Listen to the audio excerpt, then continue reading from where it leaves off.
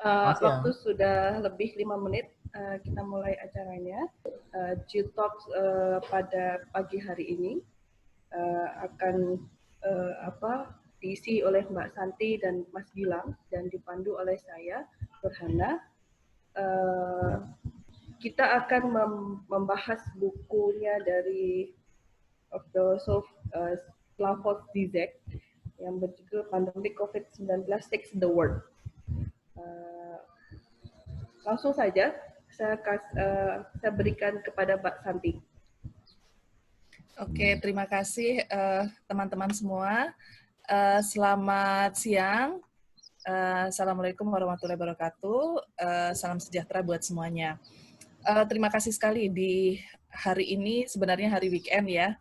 Tapi sebenarnya nggak jelas juga sih hari kita tuh hari weekend atau enggak ya di masa seperti sekarang ini ya. Bagaimanapun saya appreciate teman-teman semua meluangkan waktu untuk ngobrol pertama, Digitalks yang pertama, edisi hari ini gitu ya. Rencananya sih G-Talks akan diselenggarakan tiap sebulan sekali, tapi nanti biar yang akan woro-woronya itu penemu pencipta G-Talks sendiri yaitu Mbak Novi Kurnia. Nah, kalau sekarang mungkin kita langsung saja ngobrolin apa yang jadi topik kita hari ini, yaitu komunikasi pandemik sudah sampai di mana kita. Barangkali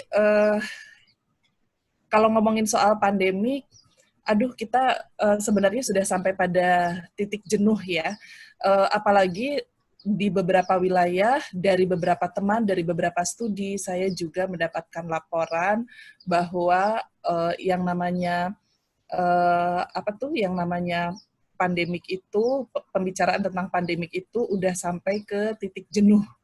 Artinya orang ketika berhadapan dengan isu-isu pandemik itu udah capek luar biasa gitu.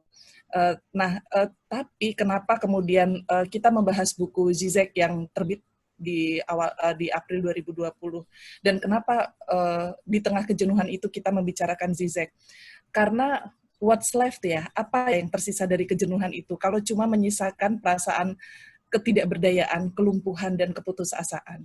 Nah, saya membaca dan melihat juga mendengar dari teman-teman yang lain. Ini adalah diskusi tentang Zizek yang ketiga yang saya ikuti, dan diskusi ketiga ini kebetulan saya yang diminta menjadi pembahas atau pemantik.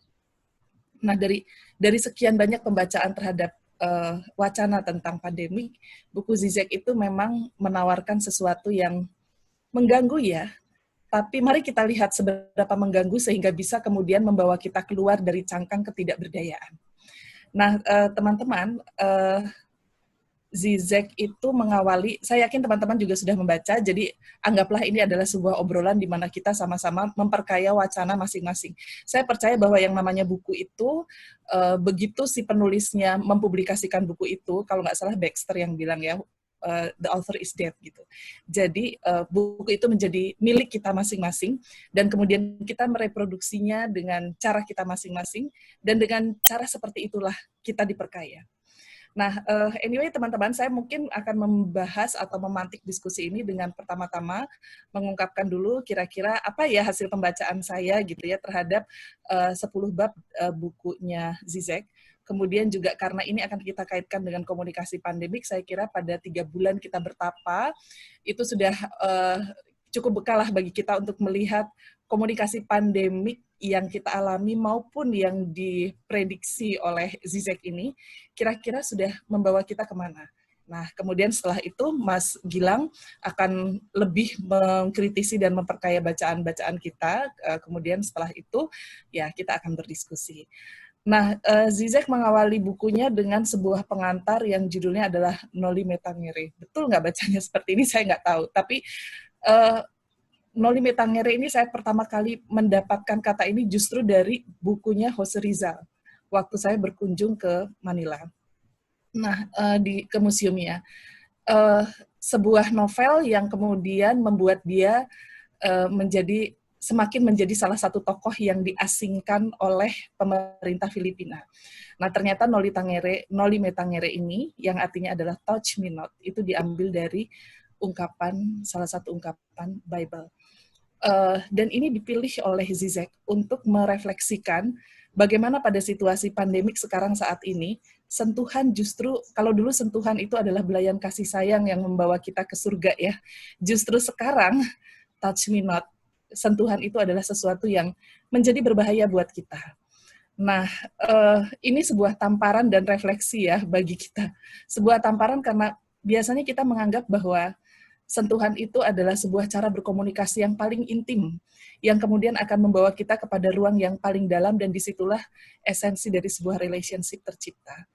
Ternyata justru saat ini kita diputus sama sekali dari relationship yang paling dalam itu, karena sentuhan itu justru menjadi sesuatu yang berbahaya. Nah teman-teman, apa ya yang kemudian bisa direfleksikan dari situasi ini? Zizek terus terang mengaku sih bahwa dia adalah seorang ateis gitu. Saya nggak tahu apakah setiap filosof itu memang punya kecenderungan seperti itu gitu ya. Yang menarik adalah sebagai seorang ateis, dia sekaligus buat saya adalah seorang spiritualis. Ketika dia bilang, tampaknya kita harus memaknai sentuhan bukan hanya sebagai sentuhan fisik sih. Ketika sentuhan fisik tak bermakna, maka kemudian pesan apa sih yang disampaikan? Kalau dia membacanya adalah bahwa ketika touch me not itu disampaikan oleh Yesus dalam kebangkitannya, itu karena dia minta manusia jangan cuma cari dia, tapi touch the other people with love, dengan kasih sayang dan dengan kemurah hatian. Itu makna touch. Lalu saya melihat ini sebenarnya juga merefleksikan apa yang terjadi pada Jose Rizal ya, dan tokoh dia di situ. Sangat erat kaitannya masih bicara seputar touch adalah ketika Jose Rizal itu karena buku ini itu di-excommunicate, diputus komunikasinya. Lagi-lagi kita melihat bagaimana touch menjadi sebuah jembatan komunikasi, tapi juga menjadi sebuah pemutus komunikasi, dan powernya luar biasa. Nah, touch itu adalah kata kunci sih pertama-tama ketika kita membicarakan pandemi coronavirus ini. Nah, itu no limit tangere. Nah, kemudian di bab berikutnya, Zizek mengangkat tentang persoalan trust ya. Ini bukan judul dari babnya ya. Judul babnya itu lebih powerful. Saya sengaja tidak mengambil judul babnya karena biarlah itu menjadi milik Zizek. Ini adalah yang saya ambil atau saya tangkap dari Zizek. Ketika membicarakan bagaimana dunia ini kemudian berusaha menyikapi pandemi tersebut, maka kita berhadapan dengan trust and distrust. Trust and distrust itu muncul dari berbagai cara kita menyikapi ini, refleksi ketidakpercayaan kita, bukan sekadar masalah komunikasi publik ternyata ya, tapi ternyata memang sudah dari dalamnya seeds of distrust itu sudah muncul gitu. Nah, satu hal yang menarik adalah ada betapapun trust itu muncul dari berbagai pihak. Satu hal yang menarik adalah mau cara ini benar atau salah, mau cara itu salah atau benar, tetap saja kita berada pada situasi yang sama. Dan itu sebabnya menjadi relevan ketika kemudian Zizek mengangkat bahwa pernyataan Martin Luther King. We may have all come on different ships, but we are on the same boat now. Gitu. Tampaknya ketika kita lagi, kalau bahasa Sunda itu kacing calang ya, lagi kebingungan gitu, nyari sana, nyari sini, solusi yang benar itu yang seperti apa gitu ya. Kita lupa bahwa sebenarnya platform atau ground untuk bicara sama-sama tentang ini itu adalah di titik ini. We are on the same boat now. Gitu. Jadi ketika kita sibuk mengkomparasikan apa yang terjadi pada diri kita dengan yang lain, kita lupa bahwa pada dasarnya kita berada di posisi yang sama. Nah, kemudian bab kedua sangat menarik karena Zizek kemudian tadi kan sudah diawali dengan persoalan trust dan distrust ya, bahwa ketika kita berhadapan dengan situasi semacam ini dan kita tidak mendapatkan solusinya, kita kebingungan dan sebagainya, Zizek kemudian bertanya, kenapa sih kita tuh jadi capek sekali berhadapan dengan semua ini gitu ya. Ya, ini bukan sekedar masalah sih, tapi karena kita memang sudah sejak awal membangun diri kita sebagai burnout society. Menarik sekali, Zizek itu mengangkat pernyataan Byung-Chul Han, seorang Korea. Saya juga baru dengar namanya nih dari dari Zizek, maafkanlah selama ini cuma ke Hyun Bin dan ke Gong Yoo aja ya. Ternyata ada Byung Chul Han yang menghentak kesadaran kita sih bahwa kita itu kadang-kadang lupa bahwa kita itu memang terlahir imperfection ya, tidak sempurna. Kemudian kita hidup dalam situasi di mana setiap saat kita harus mengejar kesempurnaan itu. Katakanlah dengan vitamin ya, katakanlah dengan olahraga, katakanlah dengan operasi plastik atau apapun. Tapi jangan salah juga bahwa begitu banyak sekarang diskusi-diskusi atau training-training motivasional itu kan memperlihatkan bukan kita semakin sempurna, tapi kita menjadi semakin tidak sempurna. Nah, kelelahan kita sih berawal sebenarnya karena kebegoan kita sendiri sih gitu ya. Kenapa kita memang begitu didorong untuk mencapai sesuatu yang selalu lebih, dan kalau kita tidak lebih, maka kita menjadi salah dan kita menjadi tidak sempurna gitu ya. Ini saya gini sambil sama teman-teman Jape Lidi. Oke, nah yang namanya ketidaksempurnaan itu bukan selalu sesuatu yang berawal dari sesuatu yang buruk sih. Kadang-kadang keinginan kita untuk menjadi lebih baik dengan berkorban lebih banyak, dengan mencapai lebih banyak, itu juga jurang yang membuat kita masuk dalam wilayah ini, masuk dalam burnout society ini. Bagi saya ini bukan persoalan bahwa apa yang kita lakukan itu benar atau salah, tapi persoalan yang membuat kita kemudian menjadi merefleksikan diri. Barangkali ketidaksempurnaan itu adalah sebenarnya kesempurnaan kita, gitu. Tapi kadang kita lupa karena satu dan lain hal, dan ketika sekarang kita merasa lelah berhadapan dengan semua ini, ya kita harus lihat ke dalam lagi. Mungkin karena kita memang mengejar kesempurnaan, padahal sebenarnya yang harus kita terima adalah ketidaksempurnaan and living with that. Nanti lebih banyak lagi ini dieksplorasi oleh Zizek ya. Oke. Ya, burnout society ya. Terus ya, dari dalam diri kita sebagai society yang selalu mencari kesempurnaan, Zizek kemudian mengajak kita untuk melihat situasi Eropa ya, yang dia ibaratkan sebagai lokasi tempat berlangsungnya 3 storm, 3 badai. Ada badai pandemik ya, yang mempengaruhi interaksi fisik, jelas ya, ada kematian, ada distancing ya, kemudian ada alienasi, kemudian ada juga impact ekonomi yang ramalannya sudah bikin kita takut sekarang ini bahwa the fallout of a country will be infected others gitu ya. Jadi runtuhnya satu tempat, satu wilayah, itu pasti akan ngefek yang lain. Dan yang ketiga adalah yang dia singgung adalah the regime of Putogan. Putogan itu saya sempat bingung apa ya setelah dibaca dan dikira, oh ternyata maksudnya adalah Putin dan Erdogan. Jadi mohon maaf teman-teman kalau pada Anda para pengagum Putin dan para pengagum Bapak Erdogan, ini di sini kenyataan yang sangat pahit dijelekin sih sama Zizek yang memang orang yang tahulah persoalannya. Intinya adalah begini, di tengah-tengah badai pandemi, kemudian juga badai sosioekonomi, sebenarnya keadaan di Eropa itu diperparah lagi dengan perang yang dalam tanda kutip ya, yang nasib malang yang menimpa suku Kurdi karena negosiasi politik, karena permainan politik yang dilakukan antara Putin dan Erdogan.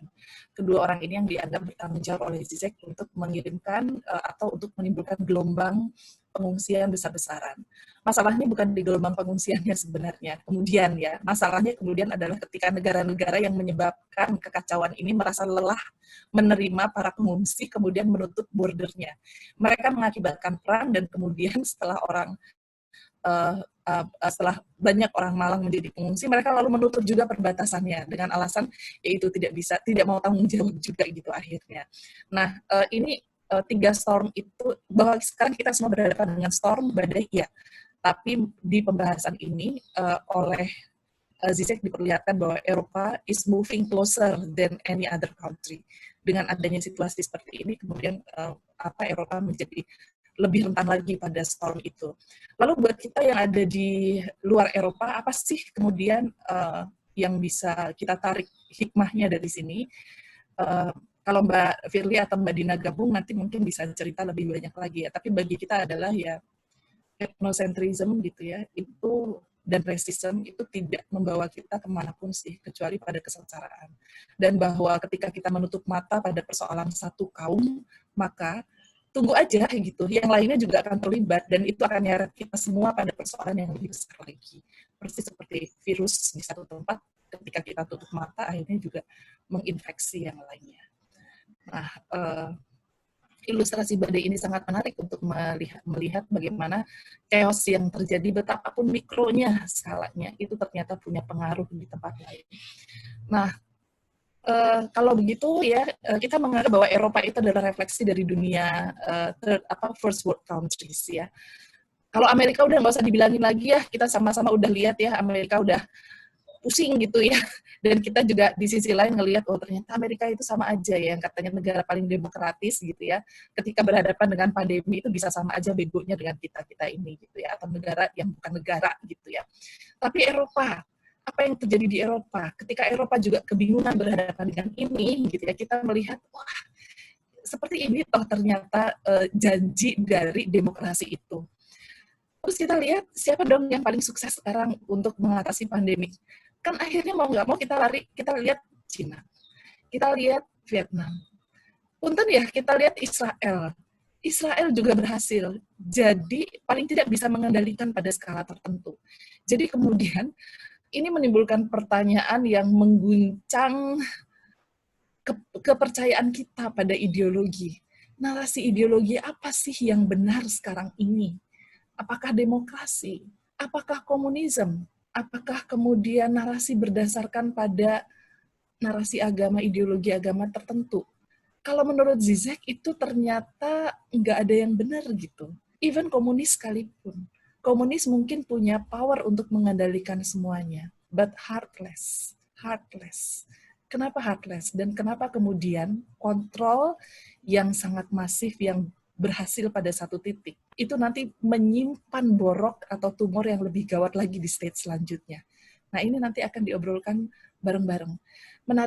Menariknya dari bab ini adalah ketika Zizek dengan genial ya, menurut saya ya, mengobrak-abrik berbagai narasi ideologi, menegasikan narasi ideologi itu, dan kemudian ngebalikin ke kita gitu.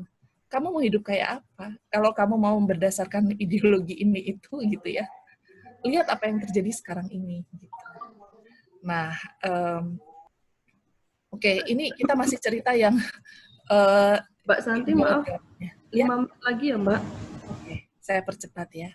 Nah, kemudian kita masuk dalam taraf stage of epidemics. Nah, stage of epidemic ini menarik banget karena ini dari bukunya Elizabeth Kubler-Ross. Ini ngeliatin banget loh cara kita berhadapan dengan epidemi sekarang ini. Kita mengawalinya dari denial ya, mati-matian menolak fakta. Aduh, Indonesia banget. Terus udah gitu anger, meledak, marah ketika fakta tak bisa lagi ditolak. Semua kita marahin. Yang pakai masker kita marahin karena norak, yang nggak pakai masker juga kita marahin karena kita anggap mengabaikan. Itu satu contoh kecil. Nggak ada yang benar, pemerintah semua salah. Di luar pemerintah juga semuanya salah. Tapi kemudian kita sampai pada stage bargaining. Harapan akan adanya keajaiban untuk mengubah kenyataan yang pahit. Dan pada masa inilah, punten karena saya banyak berhadapan dengan ngasuh teman-teman anti hoax, ya obat-obat yang aneh-aneh itu mulai muncul di sini gitu. Dari mulai air hangat, dari mulai bawang putih di jus dan sebagainya.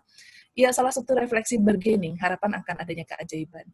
Kemudian depresi, ya, terpuruk lebih jauh lagi, dan acceptance. Saya tidak tahu apakah new normal itu masuk pada kategori acceptance. Kelihatannya sebenarnya semuanya itu masih nyambung satu sama lain. Nah, dalam situasi di mana akhirnya kita nggak bisa apa-apa lagi, Zizek mengajak kita untuk menghargai dead time. Waktu hening yang muncul ketika akhirnya kita berhadapan dengan kota yang kosong ya, masyarakat yang diam dan kebingungan gitu ya, tapi kemudian semua masuk rumah gitu. Keheningan itu keheningan yang mungkin bisa jadi sesuatu yang fatalistik, tapi juga bisa jadi sesuatu yang indah ya, ketika kita tahu bahwa kematian itu akan datang 5 menit lagi. Itu yang dianalogikan dalam Kill Bill yang dianggap oleh Zizek. Panik disinggung oleh kepanikan disinggung oleh Zizek. Kepanikan ini bukan sekedar kepanikan yang bersifat mekanis seperti panic buying dan sebagainya, tapi panik ketika sudah sampai pada nyawa siapa yang harus kita selamatkan. Itali punya protokol bahwa ketika terjadi bla bla bla bla bla, maka yang harus diselamatkan adalah yang punya peluang selamat paling banyak. Saya ngeri ketika kita akan berhadapan pada situasi di mana ketika kita tidak mampu mengatasi bencana dan pilihan hanya sangat sedikit, kemudian keputusan untuk menyerahkan nasib itu ada di mana, itu diserahkan pada three wise men yang menurut masyarakat itu punya otoritas untuk memastikan hidup dan mati. Nah, kita lihat bahwa ketika kita jatuh ya saat ini ya ke dalam keputusasaan, Zizek itu menyatakan begini, virus manusia itu makhluk hidup yang paling kompleks dan paling indah, paling mulia, paling rumit. Tapi dia jatuh hanya karena hal yang kecil aja, virus. Virus itu adalah, kalau dalam tingkatan kehidupan, itu yang paling cemen. Tapi lihat bagaimana yang paling kompleks ini kemudian dihancurkan oleh yang paling cemen. Dan yang hanya bisa bermutasi dan bisa mereplikasi diri, just like that, gitu. Nggak bisa mikir. Refleksi juga. Nah, nanti kita obrolin lebih jauh lagi. Teman-teman pasti punya insight. Lalu ketika public trust tidak ada, ketika semua ideologi itu hilang gitu ya, kemudian ketika narasi-narasi besar ideologi itu gagal menjawab pertanyaan, kita masuk di mana sih? Jangan-jangan ya hal yang menarik yang diangkat di sini adalah jangan-jangan global capitalism itu udah nggak ada, tapi kita udah masuk dalam disaster capitalism. Dan sangat mudah sebenarnya untuk falls in the trap of disaster capitalism, karena sekarang ini banyak teori konspirasi yang memastikan bahwa di luar sana ada kekuatan besar yang sedang mengendalikan virus ini untuk meraih keuntungan sebanyak-banyaknya. Gitu ya. Terus siapa dong yang bisa selamat untuk melewati saat-saat seperti ini? Ada 3 nama sih yang disebut-sebut oleh Zizek. Dia tidak bicara secara langsung bahwa 3 nama itu adalah hero ya, tapi dari refleksi Zizek terhadap kehidupan orang-orang yang tercerabut kemerdekaannya ini, dia menaruh hormat yang sangat kepada Julian Assange, kemudian Charlotte Mannings, Edward Snowden. Ini orang-orang yang kebebasannya itu dicabut oleh dunia karena mereka ya tahu sendirilah ya, karena mereka sangat bebas bisa kemana-mana gitu ya. Tapi justru orang-orang yang sekarang berada dalam pengasingan ini, orang-orang yang berada di dalam gua yang sepi ini, inilah yang sebenarnya survive gitu ya. Karena dalam diam itu sebenarnya dia sedang merasakan kediriannya yang sempurna. Gitu.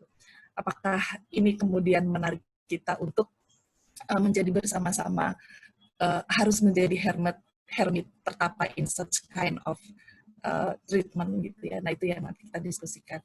Terakhir, apa sih yang bisa kita ambil ya pelajarannya dari ini gitu ya. Saya mau nggak mau mengaitkan pada komunikasi ya. Sebatas apa yang bisa saya dapatkan, akhirnya 5 inilah yang saya bisa ambil sejauh ini. Pertama adalah komunikasi ketidakpastian. Kita itu sebagai orang komunikasi ya selama ini selalu disuruh diajak atau dipaksa untuk menyelesaikan kepastian. Kan ada teori-teori kayak disonansi kognitif dan sebagainya ya. Yang intinya adalah segala sesuatu itu harus pasti dan komunikasi itu diposisikan untuk memberi kepastian tersebut. Virus ini, wabah ini memberi saya pemahaman ya, memberi saya hal lain yang jangan kita tuh selama ini tuh salah karena kita itu hanya diarahkan pada komunikasi ketidakpastian. Kita tidak terbiasa untuk berhadapan dengan ketidakpastian. Barangkali sekarang kita harus mulai belajar untuk berada dalam komunikasi ketidakpastian sehingga ketika berada dalam situasi seperti ini kita itu nggak kaget-kaget amat dan nggak lumpuh, itu yang paling penting gitu. Nah kemudian ya yang jelas ketika kita kemudian ada di dalam isolasi, maka ya komunikasi soliter. Ciri kita yang lain yang kemudian muncul adalah komunikasi yang soliter. Nah, komunikasi yang soliter ini kan juga sesuatu yang selama ini tidak kita pelajari ya, dan itu tuh lepas dari kita karena soliter dianggap tidak komunikasi sama sekali gitu. Padahal ternyata sebenarnya belum tentu seperti itu. Karena apa? Di dalam soliter, ketika kita terputus dari orang lain, kita melihat bahwa solidaritas kita itu jadi luar biasa tingginya. Nah, teman-teman mungkin masih kerasa ya betapa JPBD kemarin ketika kita bikin campaign dan sebagainya, itu kan kita berawal dari how we are solitary each other, tapi kemudian kita sama-sama mengembangkan solidaritas yang bahkan sampai sekarang pun saya takjub, kita bisa lebih efektif, lebih produktif, dan lebih solider daripada sebelum-sebelumnya di tengah solitary kita. Di sisi lain kita tidak menutup kenyataan bahwa yang beredar di sekitar kita adalah komunikasi dalam climate of fear, komunikasi paranoia. Ini kritik yang bukan hanya kepada media sendiri, tapi juga kepada kita yang lebih tertarik dan mencari itu dan lebih tergerak oleh itu daripada komunikasi yang membebaskan dan memberdayakan. Terakhir, di tengah kita terpisah satu sama lain, apa sih makna komunikasi? Kalau belajar komunikasi ya dari dulu ya, saya selalu diajarkan begini, etimologi komunikasi itu adalah communicate, berkomunikasi. Sekarang pada saat kita tidak bisa berkomunikasi sama sekali, ya, artinya dalam skala tertentu kita lagi-lagi terputus. Sementara di sisi lain kita lihat solidarity itu besar tumbuh di mana-mana. Salah ya, jangan-jangan ya. Kita selama ini terlalu menyempitkan communication sebagai to communicate. Kita lupa bahwa bagian dari komunikasi adalah komunal. Nah, itu esensi komunikasi yang harus kita munculkan. Itu sih 5 hal, teman-teman. Mohon maaf saya kok kepanjangan gitu ya, saking saya terpesonanya pada buku ini gitu ya. 5 hal yang saya dapatkan tentang komunikasi dan hasil pembacaan saya tentang Zizek yang sangat cemen gitu ya. Saya berterima kasih pada Zizek yang telah menghadirkan buku ini. Saya juga berterima kasih pada teman-teman semua yang memberi kesempatan pada saya untuk sharing buku ini, dan saya menunggu sharing juga dari teman-teman gitu ya. Wabah ini mengajarkan pada kita bahwa sebagai bagian dari sebuah komunal, kita itu tidak lebih dari satu sama lain. Dan Rabindranath Tagore benar, we come nearest to the great when we are great in humility. Terima kasih, itu aja dulu dari saya. Baik, terima kasih Mbak Santi. Mbak Santi cukup baik memahami buku ini karena saya pada bab 1 aja pusing memahami buku ini gitu ya. Tapi kalau tadi di kesimpulan Mbak Santi yang terakhir, komunikasi ketidakpastian itu, saya menangkap satu yang saya tangkap dari bukunya Zizek adalah dia mengeluturkan bahwa di situ tertulis jangan panik, tapi media terus menyampaikan data justru memicu kepanikan. Itu yang disampaikan oleh Zizek dalam buku itu. Kemudian dia juga mengkritisi bagaimana coronavirus itu justru memicu adanya berita hoax, kemudian teori konspirasi hingga isu sosial seperti rasisme. Itu yang tadi malam coba saya pahami dari bukunya Zizek. Selanjutnya ke Mas Gilang Jiwana yang akan membahas buku ini yang kemudian dielaborasi dengan kondisi saat ini di Indonesia. Mas, tadi aku lupa ke Mbak Sati menyampaikan 5 menit aja, gitu ya Mas, jangan lama-lama, 5 menit ya. Baik, terima kasih. Silakan Mas Gilang. Ya, terima kasih Mbak Hana, terima kasih Teh Santi pengantarnya. Sejujurnya saya agak bingung juga dengan bukunya Zizek. Ini maunya gimana sih Zizek ini? Untungnya Teh Santi sudah membahas di awal, jadi saya agak-agak paham sekarang. Dan untungnya bahasan saya mungkin tidak terlalu melenceng walaupun tidak terlalu akurat juga. Saya mencoba untuk kemudian mengaitkan Zizek ini dengan apa yang sudah ditulis oleh Zizek, apa yang diuraikan oleh Zizek dengan dunia komunikasi terutama yang terjadi di Indonesia. Oke, terlihat ya. Saya mengambil judul Melawan Infodemik. Jadi kebetulan topik infodemik ini juga kemarin kalau tidak salah di grup beberapa kali ditampilkan dan kelihatannya juga butuh untuk dibahas dalam forum diskusi ini. Dan ketika saya baca dari buku-buku Zizek, bukunya Zizek yang ini yang tentang pandemik ini ternyata memang cukup relevan dan kita bisa membahas fenomena komunikasi yang terjadi di Indonesia dengan berkaca pada penelusuran yang sudah dilakukan oleh Zizek. Kita akan mulai dari infodemik. Jadi sebenarnya apa sih infodemik? Infodemik ini permainan kata sebenarnya. Jadi informasi, pandemik informasi, di mana informasi bisa menyebar, tapi bukan kemudian dalam konteks yang positif, tapi justru menjadikan sesuatu yang membuat orang menjadi khawatir. kalau kita bahasakan dengan bahasa yang selama ini kita pakai dalam literasi digital, ada misinformasi atau disinformasi. Misinformasi ini terkait dengan sesuatu yang tidak disengaja disebarkan, kabar yang salah yang tidak sengaja disebarkan, dan disinformasi adalah kabar yang salah yang dengan sengaja diproduksi dan disebarkan. Jadi infodemik berkaitan dengan misinformasi dan disinformasi yang beredar. Tadi sudah disebutkan oleh Mbak Hana, ini bisa berkaitan dengan macam-macam. Bisa tentang teori komunikasi, tentang pernyataan saintifik yang menyesatkan, hingga ujaran-ujaran kebencian. Kalau kita refleksi, sebenarnya infodemik ini bukan sesuatu hal yang baru. Tim UGM yang kemarin menulis buku tentang komunikasi bencana, saya rasa sudah banyak membahas tentang hal serupa, walaupun mungkin bahasanya berbeda. Jadi pandemi informasi ini sebenarnya hampir selalu muncul setiap kali ada bencana yang terjadi. Tidak hanya di Indonesia, tapi juga di dunia.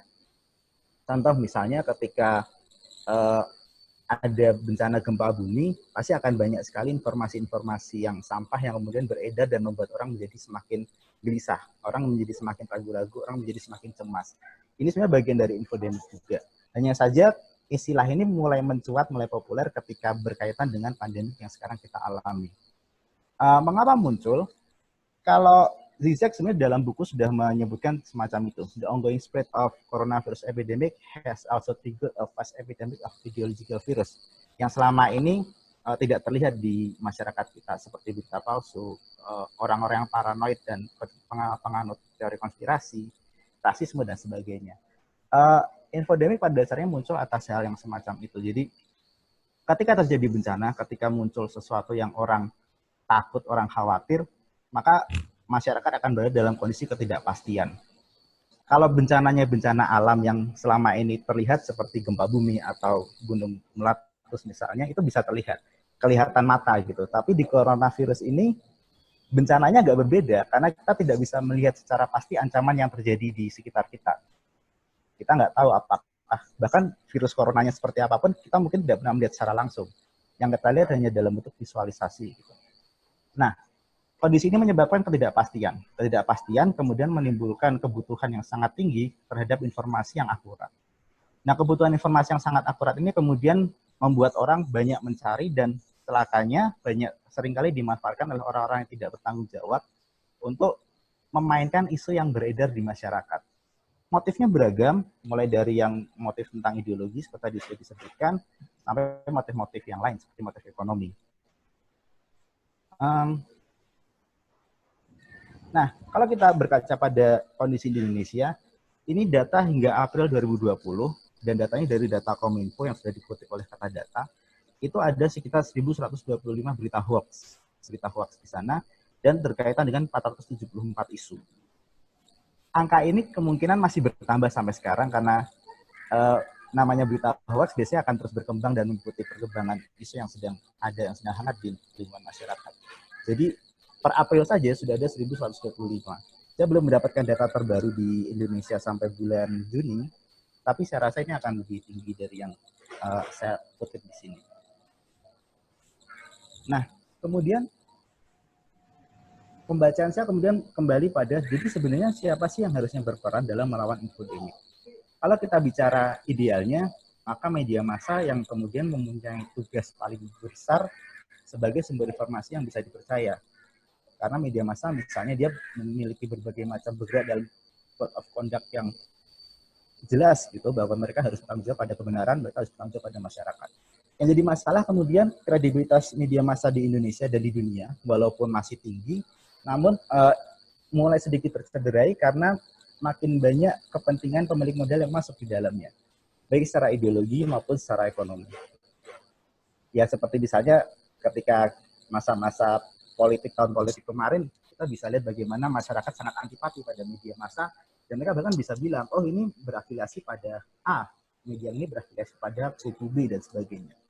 Nah, kondisi ini kemudian membuat beberapa berita yang beredar, itu bukannya mencerahkan, tapi malah memperkeruh suasana, seperti yang tadi disampaikan oleh Mbak Hana juga. Contoh gini, kita sudah oke dengan mendapatkan berita dari sumber yang jelas, dari sumber-sumber dokter yang kredibel, dari sumber-sumber yang kita bisa tahu bahwa secara keilmuan dia cukup untuk diyakini bahwa dia bisa berbicara tentang coronavirus. Namun tiba-tiba ada seorang musisi dari Bali yang kemudian percaya pada teori konspirasi. Dan lucunya ini malah mendapatkan sorotan besar gitu. Dia diundang dalam berbagai talk show, dia diundang dalam berbagai acara-acara berita, bahkan dia diminta untuk berbicara langsung di hadapan masyarakat secara live. Ini menurut saya sebuah sikap media yang patut disayangkan gitu. Artinya media massa sudah bukan lagi berusaha menyampaikan kebenaran, tapi mereka sudah lagi mencari keuntungan. Mengingat topik ini waktu itu sedang sangat viral sekali, orang sangat penasaran, orang ingin tahu. Logikanya ketika topik yang sedang viral diangkat di media massa arus utama, maka ini akan jadi konsumsi publik. Dampak buruknya adalah ketika ada orang-orang yang mungkin belum terlalu mahir dalam memilah informasi, bisa jadi mereka akan menjadi penganut baru dari teori konspirasi ini, yang menambah sampah informasi di kehidupan kita. Nah, maka saya kemudian kembali ke bukunya Zizek. Dia banyak sekali membahas tentang, salah satunya adalah solidaritas yang tadi juga sudah disimpulkan oleh Teh Santi, bahwa solidaritas dan kolaborasi adalah kunci saya rasa. Pada akhirnya, melawan infodemik ini tidak bisa hanya dengan kita mengandalkan sumber-sumber informasi yang besar, seperti media massa mainstream. Tidak bisa hanya kita serahkan pada orang-orang yang berkuasa. Juga tidak bisa efektif jika hanya dilakukan secara sporadis. Kalau saya melihat, berdasarkan pengalaman saya dan pengamatan saya selama ini, kita ini cukup beruntung. Karena selama pandemi, berbagai bentuk solidaritas dalam melawan pandemi ini muncul gitu di masyarakat. Contoh yang paling sederhana mungkin kalau komunitas JPLID ini adalah satu bentuk solidaritas akademisi yang kemudian berusaha berkontribusi pada masyarakat, berkolaborasi bersama-sama untuk memberikan informasi yang akurat. Juga untuk mengkampanyekan bahwa ayo dong kita lebih kritis dalam menerima informasi. Ayo dong kita menghilangkan stigma negatif terhadap tenaga medis dan kepada pasien misalnya. Ini adalah salah satu bentuk solidaritas. Kalau Teh Santi yang aktif di Mavindo, saya rasa juga ini salah satu bentuk solidaritas dari komunitas yang sudah lama sekali terbentuk dan konsisten dalam bergerak di bidang informasi. Mereka konsisten melawan, mereka konsisten memberikan verifikasi atas informasi yang dipertanyakan kredibilitasnya. Hal-hal semacamnya kemudian muncul. Nah, yang menarik ternyata bahkan di kalangan media massa itu juga muncul kolaborasi yang justru lahir dari akar rumput. Di Jogja, kemarin saya sempat membuat sebuah sesi diskusi dengan sejumlah wartawan Jogja. Ternyata mereka merasa ada yang tidak beres dalam pengelolaan COVID-19 di DIY. Maka mereka kemudian berkolaborasi. Kolaborasinya bukan dilakukan oleh satu kelompok wartawan dari satu media, kan lintas media. Jadi wartawan dari media Kompas, Harian Jogja, dari Tempo, mereka bersama-sama mengumpulkan data bersama. Kemudian data ini mereka susun. Jadi ada proses kolaborasi di sana yang kemudian berusaha mengungkap sebenarnya kondisi COVID-19 di Jogja itu seperti apa sih? Apakah sesuai dengan yang selama ini disampaikan oleh orang-orang yang berkuasa? Nah, hasil-hasil semacam ini, hasil kerja kolaboratif ini yang saya rasa merupakan bentuk kontrol informasi yang secara alami dan secara spontan dilahirkan oleh warga. Dan saya rasa ini adalah salah satu contoh positif bahwa kolaborasi dan solidaritas, terutama dalam menindaklanjuti informasi, adalah kunci untuk melakukan infodemik. Karena pada akhirnya khalayak adalah orang-orang yang berhak untuk mendapatkan informasi yang berkualitas. Mungkin itu saja sih dari saya, Mbak Ana, Teh Santi, Mbak Novi, dan teman-teman semua. Masih ada waktu mungkin nanti untuk diskusi saja. Begitu Mbak Ana, terima kasih. Selamat siang. Oke, baik. Terima kasih Mas Gilang. Iya, apa yang disampaikan Mas Gilang itu saya setuju. Solidaritas dan kolaborasi adalah kunci. Karena pada bukunya Zizek, di awal tulisannya Zizek menyebut media dan pemerintah kerap menimbulkan ketakutan dengan pendekatan yang kurang transparan atau terlalu ekstrim. Di penghujung buku itu juga Zizek mengungkapkan pendapat yang memicu ketakutan itu sendiri. Jadi munculnya JPLID yang kemudian lawan hoax COVID-19 itu, saya rasa ini adalah wujud dari solidaritas dan kolaborasi. Selanjutnya, bagi teman-teman yang mau menanggapi atau justru punya pemikiran lain, pemahaman lain, memahami buku Zizek, silahkan kita buka sesi diskusi kita.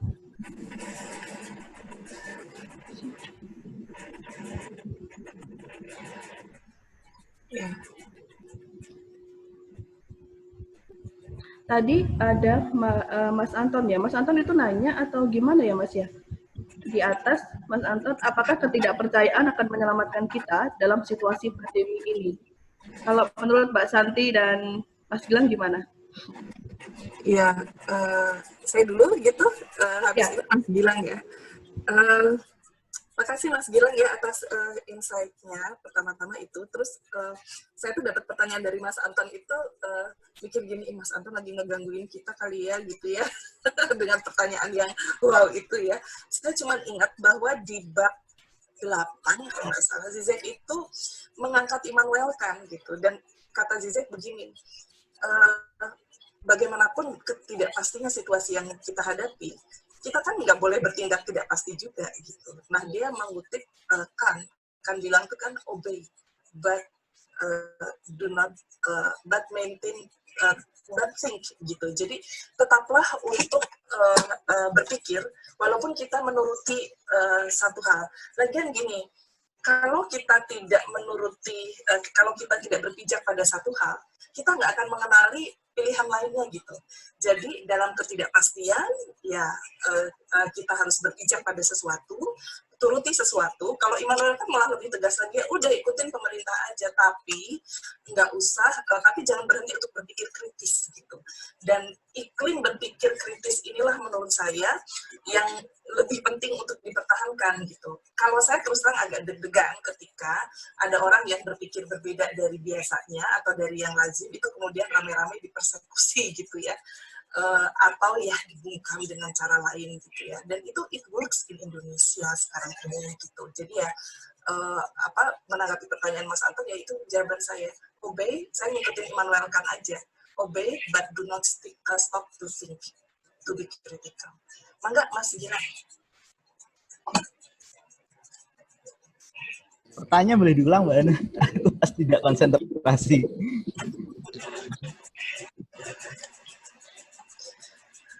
Mbak Hana masih di mute. Oh iya, maaf. Pertanyaan Mas Anton adalah, apakah ketidakpercayaan akan menyelamatkan kita dalam situasi pandemi ini? Oh iya, yang di atas tadi ya? Iya. Kalau menurut saya, bersikap skeptis adalah salah satu sikap yang rasional di tengah kondisi yang tidak pasti. Hanya saja skeptis ini bisa kita bawa sejauh mana. Kadang-kadang yang jadi masalah, orang terlalu skeptis tapi lupa bahwa ada loh orang-orang yang kredibel. Nah, ketika skeptisnya sudah berlebihan, jadi mereka terjun ke dalam jurang konspirasi teori ini, yang ini malah jadi berbahaya. Jadi apakah tidak percaya itu penting? Seperti tadi kata Tessati, saya sepakat. Kita harus menjaga sikap kritis. Kita tidak perlu percaya penuhnya pada informasi seperti ini. Tapi juga kita harus siap untuk menerima kenyataan yang sebenarnya. Jangan sampai kemudian kita bias konfirmasi atas pandangan yang kita yakini sendiri. Saya itu Dana.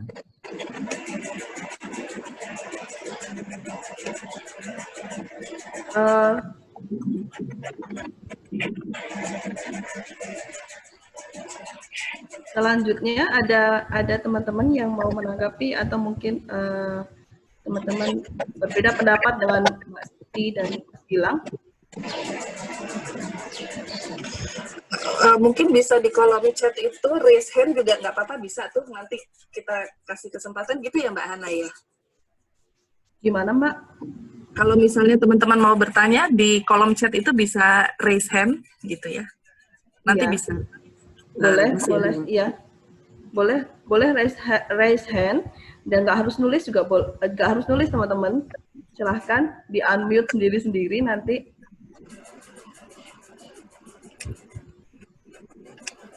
Monggo Mbak Aya tuh ada. Disampaikan sendiri juga boleh kelihatannya ya. Iya betul.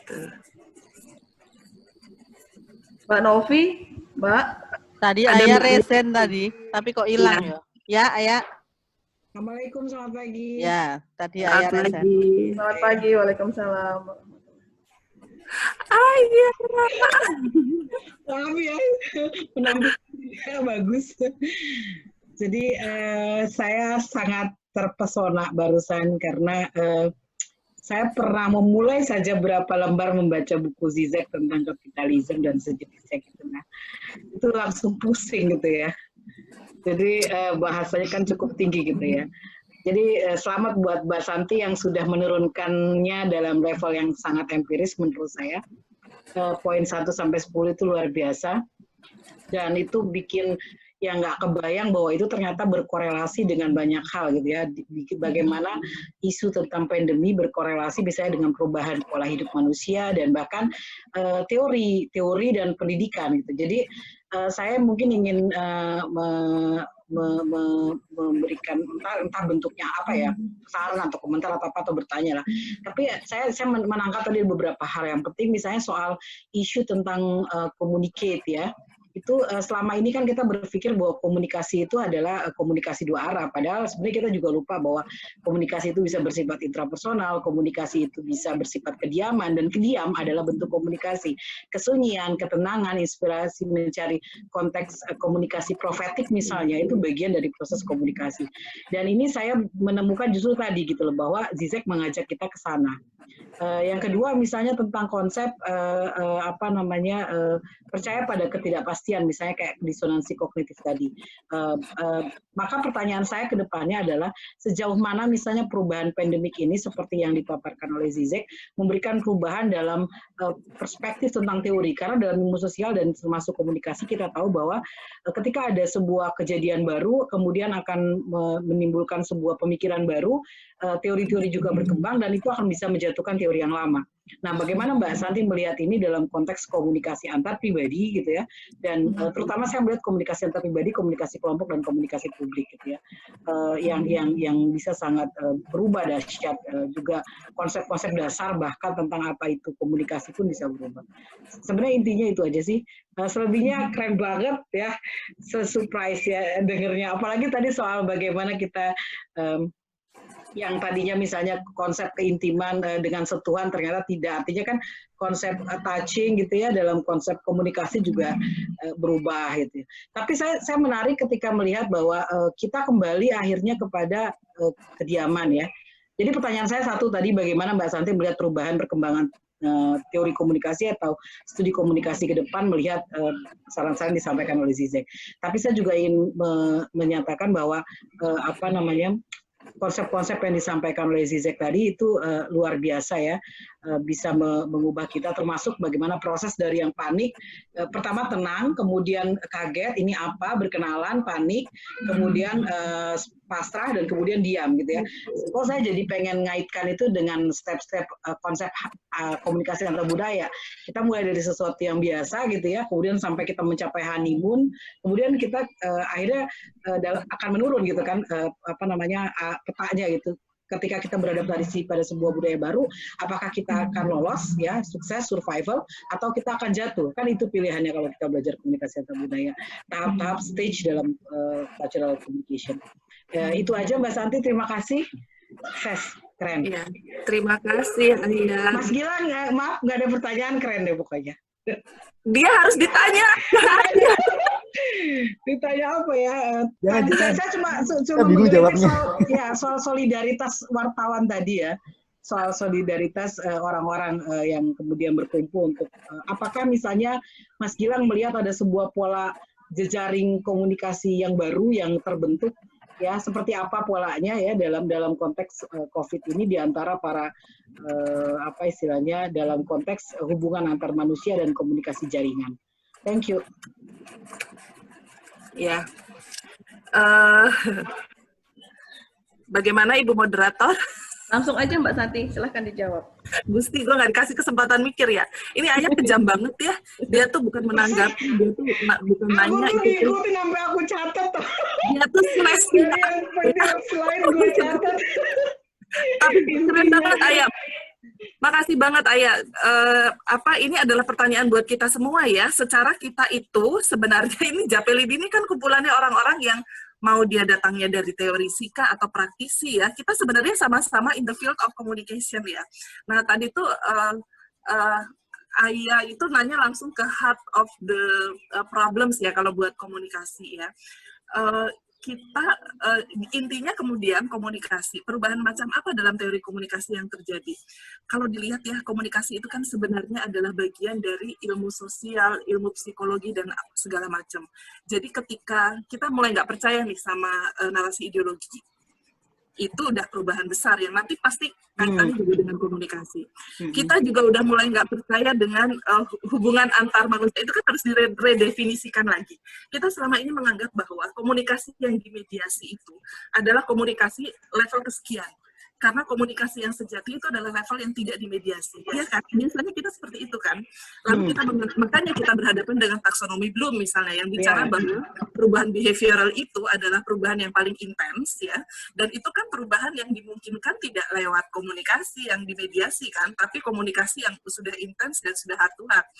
Apa yang terjadi sekarang ini gitu ya, ketika kita lebaran kemarin kita nggak bisa ngucapin salam dan sungkem, kita kan mau nggak mau menampilkan diri kita lewat medium yang membawa kita untuk sampai ke orang kan.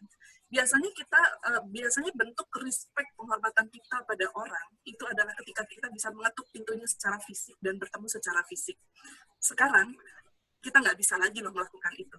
Jadi satu hal dalam praktek bahwa yang aku lihat itu komunikasi yang interpersonal dan komunikasi yang dimediasi yang biasanya kita pisahkan derajatnya, sekarang berubah. Nggak ada jalan lain sekarang. Kita ketika berhadapan dengan orang lain dan akan berkomunikasi dengan orang lain lewat media sebagai satu-satunya jalan, ya kita kemudian menghadirkan kesejatian diri kita di situ. Nggak ada lagi kemudian pembedaan antara komunikasi yang dimediasi dan komunikasi yang langsung. Yang mediasi itulah yang langsung sekarang ini. Buat saya itu tuh berarti akan ada resetting dari teori komunikasi yang luar biasa. Kita mungkin nanti akan berhadapan dengan taksonomi komunikasi yang baru, yang tidak lagi berdasarkan persoalan mediasi dan non-mediasi. Saya nggak tahu lah variabelnya apa, tapi saya menduga bahwa nanti faktor-faktor seperti solidaritas sosial, kemudian komunalitas, ya, termasuk juga variabel sejauh mana kita bisa mengontrol kepercayaan dan ketidakpercayaan dan bias itu akan bermain dalam resetting dari teori atau klasifikasi komunikasi yang baru. Terus juga wah kalau ngomong paradigmanya nanti akan banyak sekali. Tapi menyinggung tadi yang Ayah bilang itu ada 5 tahapan itu pada prakteknya. Ini saya rada-rada serem ya. Jangan-jangan kita sekarang ya komunikasi itu akhirnya ditantang untuk ini bukan masalah komunikasi lagi gitu. Kalau jangan-jangan ini masalah behavioral change gitu, masalah psychological change gitu. Pertanyaan saya adalah sebenarnya akhirnya bukan pada resetting teori komunikasi gitu. Tapi apakah komunikasi itu kemudian bisa bermakna dan bisa eksis di dalam situasi seperti saat ini? Kalau kita masih menganggap bahwa komunikasi adalah tentang persoalan message, tentang persoalan media dan sebagainya, menurut saya kita akhirnya mati karena kita menyempitkan esensi komunikasi pada media, pesan dan sebagainya yang sekarang itu udah dibalik-balikin habis-habisan sama Zizek gitu. It will take time to redefine and redesign. Tapi apa yang bisa kita lakukan sekarang adalah seperti Zizek sih, kadang-kadang ngetawain gitu ya, kadang-kadang mengkritisi kalau bisa gitu ya, kadang-kadang menderita, tapi whatever it is, jangan keluar dari situ. Karena kalau kita keluar dari situ, kita akan kehilangan momen untuk merasakan semua perubahan ini. Dan jangan sendirian. Karena komunikasi sekarang saya lihat itu bukan to communicate, tapi commune, barengan.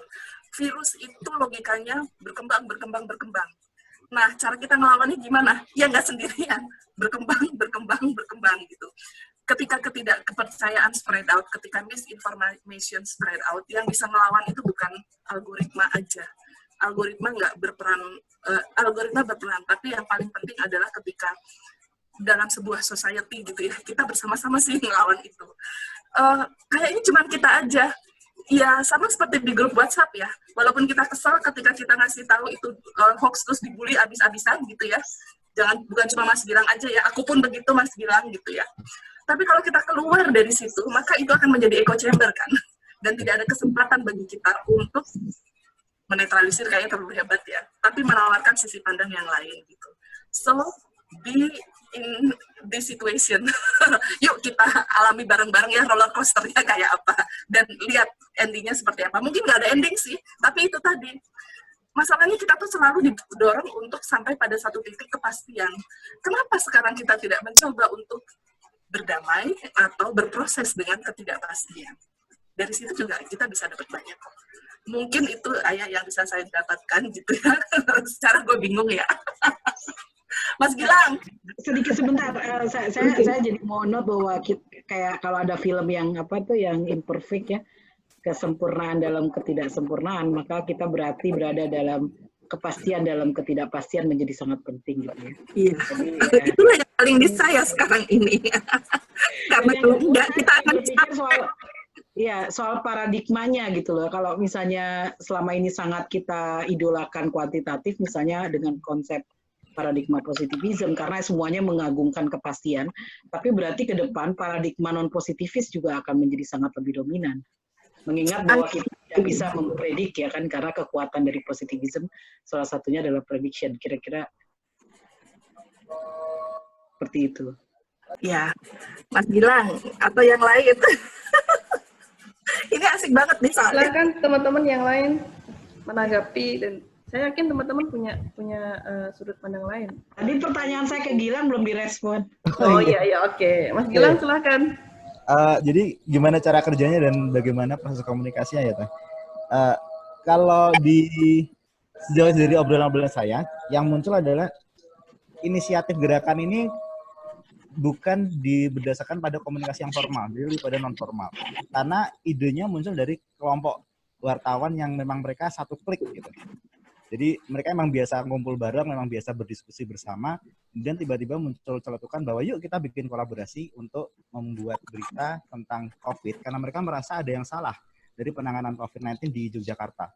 Hasilnya sampai sekarang sudah ada 4 berita kolaborasi, dan salah satu yang cukup mengejutkan adalah dugaan adanya manipulasi data oleh pemerintah DIY supaya DIY ini masuk ke zona hijau. Padahal secara realitanya ini DIY masih berada di zona yang kuning gitu. Nah, kalau kita bicara jurnalisme kolaborasi, ini juga bukan hal yang baru. Kalau kita lihat di praktik dunia, ketika Panama Papers beberapa tahun yang lalu booming, itu juga sudah merupakan praktik jurnalisme kolaborasi. Di mana beberapa kantor berita yang besar di berbagai negara kemudian berambil bagian untuk mencari angle yang berbeda dari data yang sangat besar itu. Itu yang kemudian diadaptasi oleh teman-teman jurnalis di Jogja. Kemudian mereka melihat bagaimana sih fenomena COVID-19 di Jogja, dan mereka bagi tugas. Jadi ada yang kemudian memang bertugas melihat data, menganalisis data, ada yang bertugas mengejar narasumber, ada yang bertugas mencari background akademisi yang bisa dipercaya untuk memberikan insight atas kasus ini.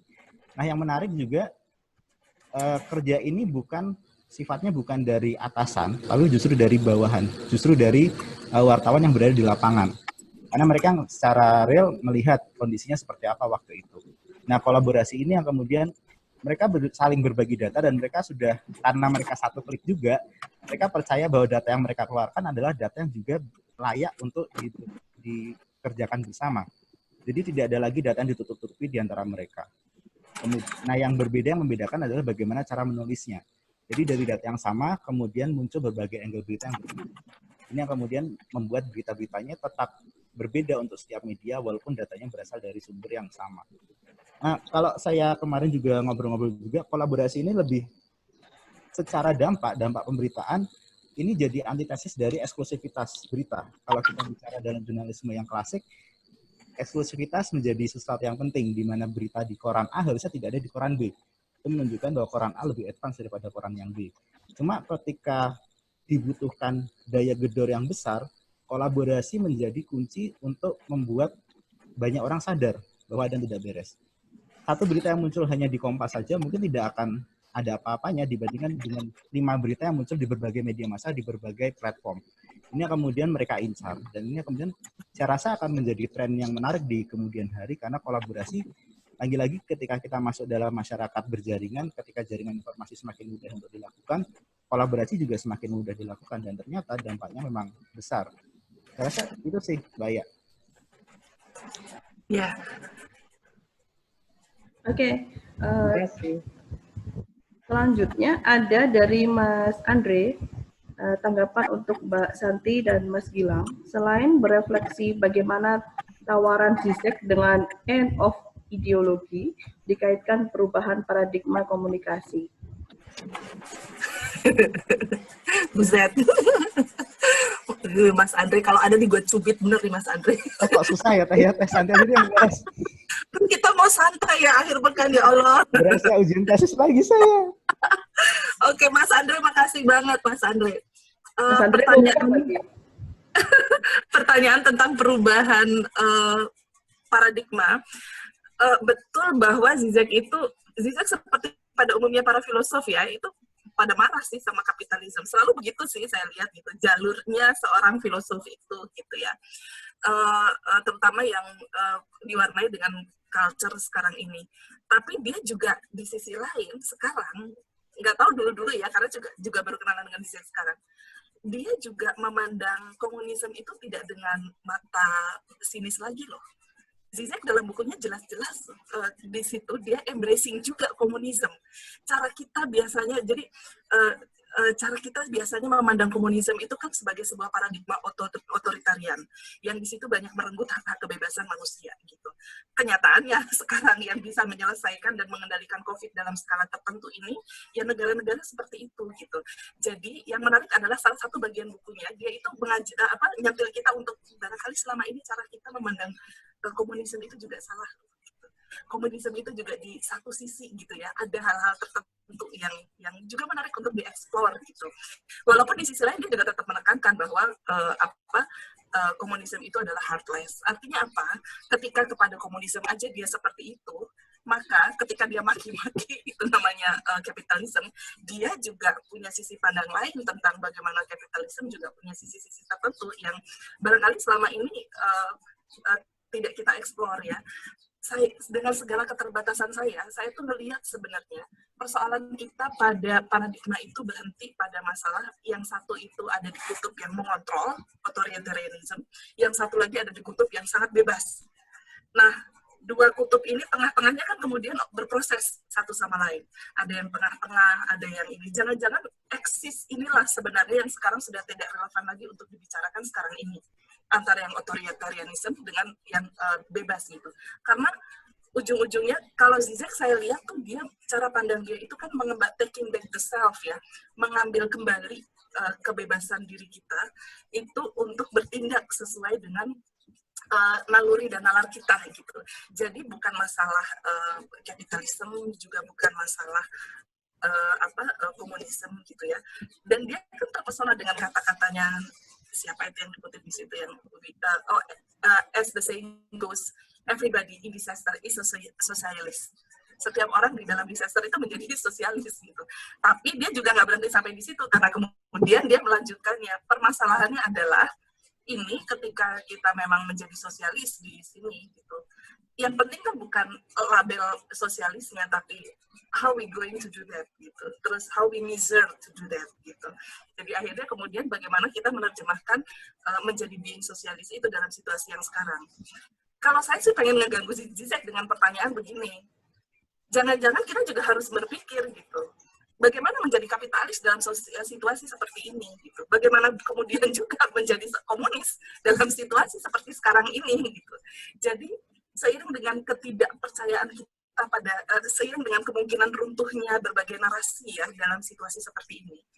Tapi seiring juga sebenarnya muncul pertanyaan, bukan masalah runtuhnya narasi itu ya, mungkin cara kita memandangnya salah.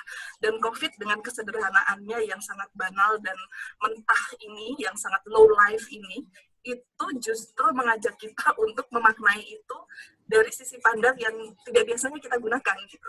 Ternyata pendekatan yang heartless itu menyelamatkan lebih banyak nyawa. Nah, lo mau bagaimana gitu.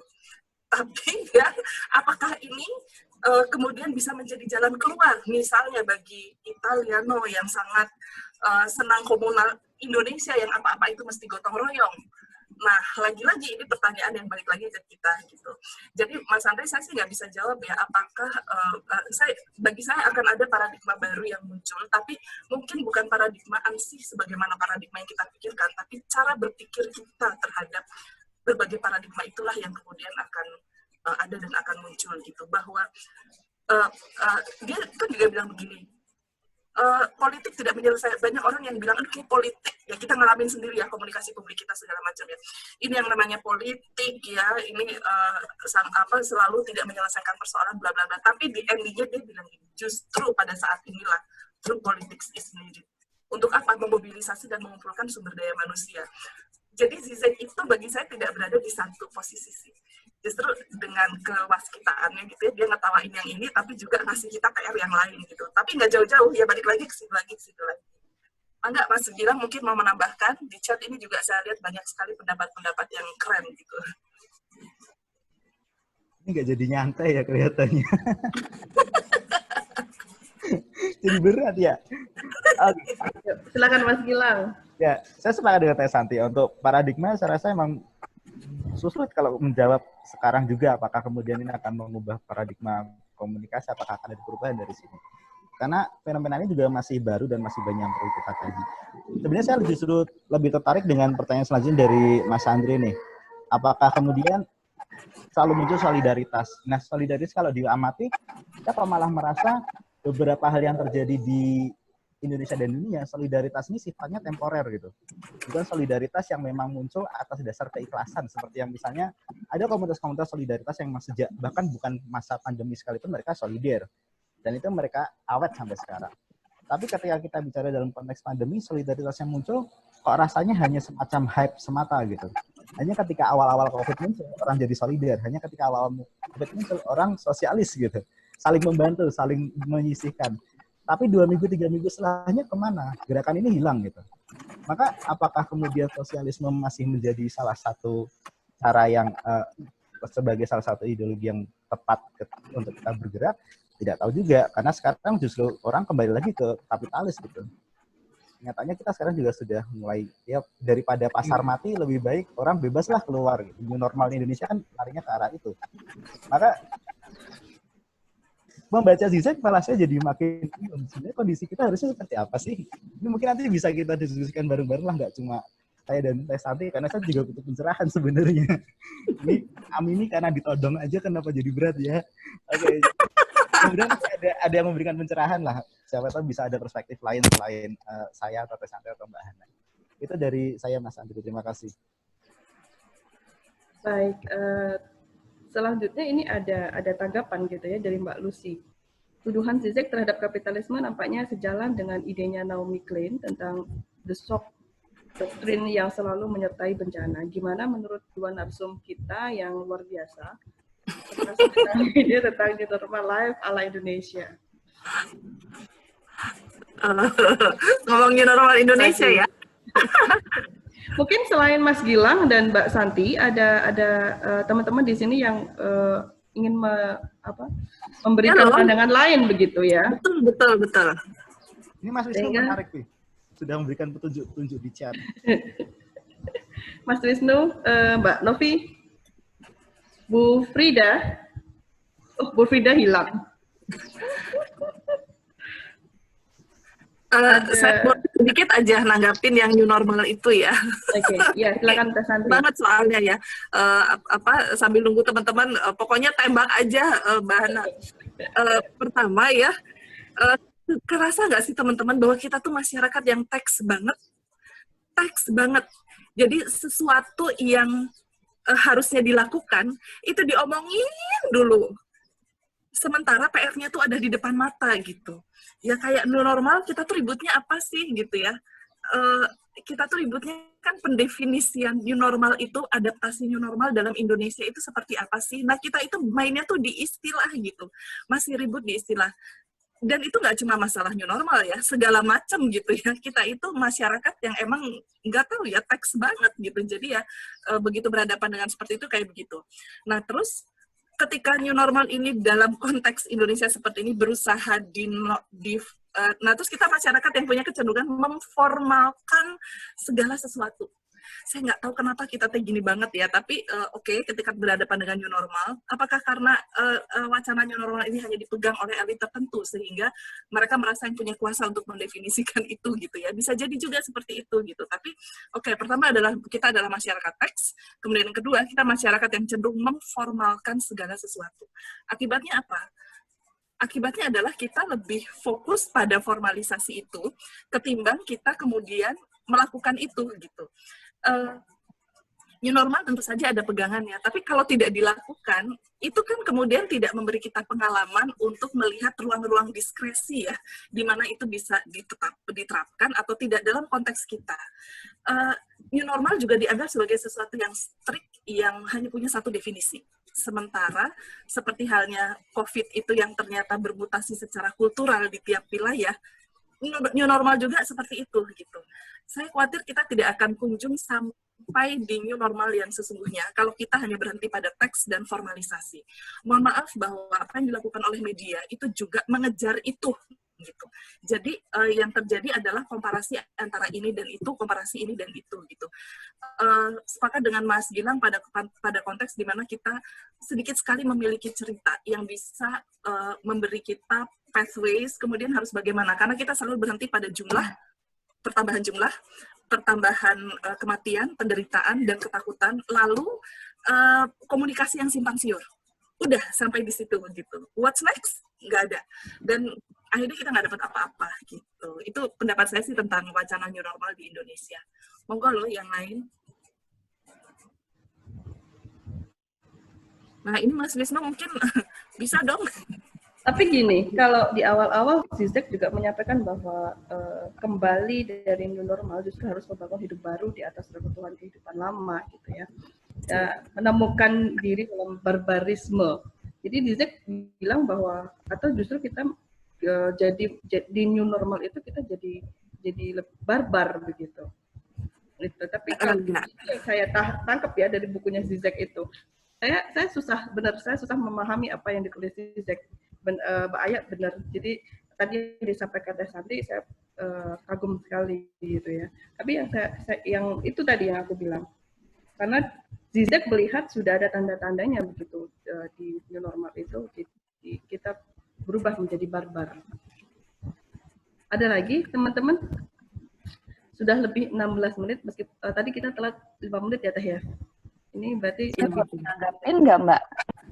Oke, boleh Mbak Lisa, silahkan. Saya nanggapin terkait dengan buku ini. Terima kasih untuk interpretasinya Mbak Santi sama Gilang.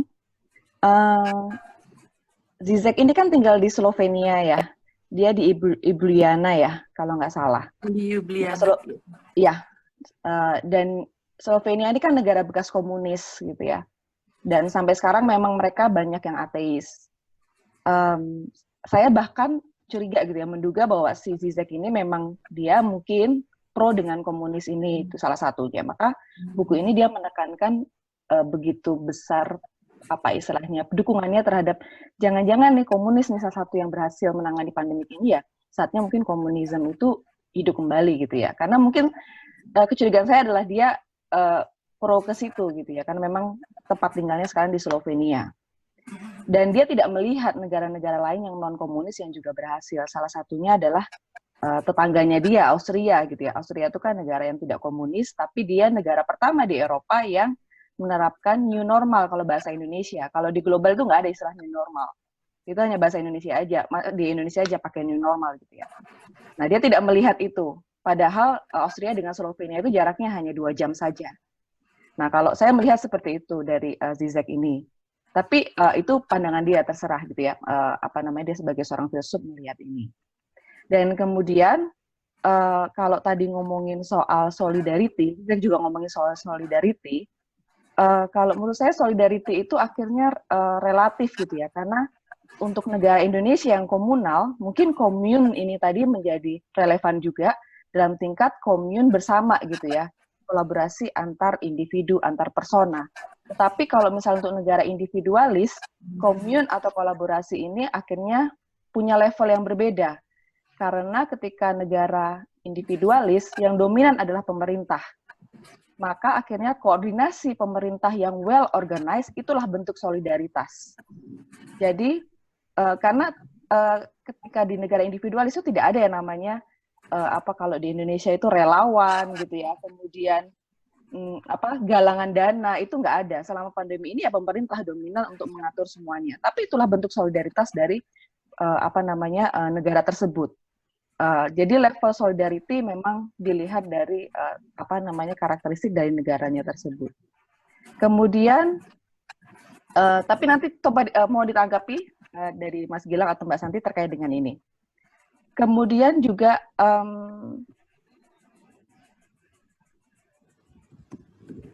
terkait dengan tadi informasi infodemik, kalau saya lihat definisinya dari WHO, infodemik itu info yang benar dan tidak. Jadi tidak misinformasi atau disinformasi, tapi juga ada info yang benar.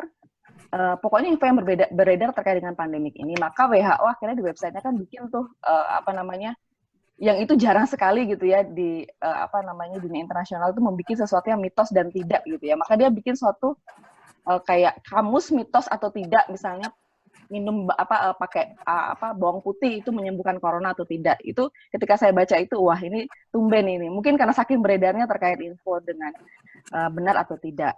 Nah, mungkin nanti bisa ditanggapi juga terkait dengan ini. Dan terkait dengan new normal, bahasa global tidak ada gitu ya. New normal itu kan salah satu bentuk ciri khas dari negara yang komunal, yang pada dasarnya kalau dari teori phase negotiation itu ciri khasnya adalah solidarity dan kompromi. Jadi kebijakan new normal menurut saya adalah salah satu bentuk kebijakan kompromi dari pemerintah Indonesia untuk mengakomodir kebutuhan masyarakat supaya ekonominya jalan, kesehatannya pun juga tetap sesuai protokol. Kalau menurut saya begitu. Dan saya mau bertanya, penasaran aja, latar belakang memilih buku ini. Gitu aja. Makasih. Langsung Teh Santi. Oke. Dari yang gampang dulu ya, latar belakang memilih buku ini ya, tipis. 126 halaman, tapi dapat semuanya. Itu aja sih, gitu ya. Terus udah gitu nyambung dengan topik sekarang ini. Tapi memang ada diskusi yang cukup, panjang enggak sih ya, tapi kita diskusi juga sih ketika akan mengaitkan ini dengan apa gitu, karena buku ini kan juga udah dibahas berulang kali oleh beberapa teman juga gitu ya, dan kemudian sisi apa lagi yang ingin dicari dari buku ini gitu, karena tambah kesini tambah kelihatan permasalahan di antara kita gitu ya komunikasinya, maka kemudian dilarikan ke komunikasi pandemik. Jadi itu aja sih. Kemudian makasih banget kalau untuk insight-insight yang lainnya gitu ya. Saya mungkin sedikit cerita aja Mbak Lucy ya barusan ya. Apa Mbak Lisa. Mbak Lisa. Oh iya, Mbak Lisa. Indonesia memang menyikapi new normal itu beda dengan yang lain ya, tahu sendirilah Mbak. Karena kebetulan saya juga diminta bantuin teman-teman di gugus tugas di Jawa Barat ya. Kami itu ketika sampai kepada istilah adaptasi kebiasaan baru itu mendatangkan beberapa ahli juga, dan mereka bikin kita pusing juga gitu ya, karena ada yang menawarkan, oh ini adalah bentuk kehidupan baru gitu.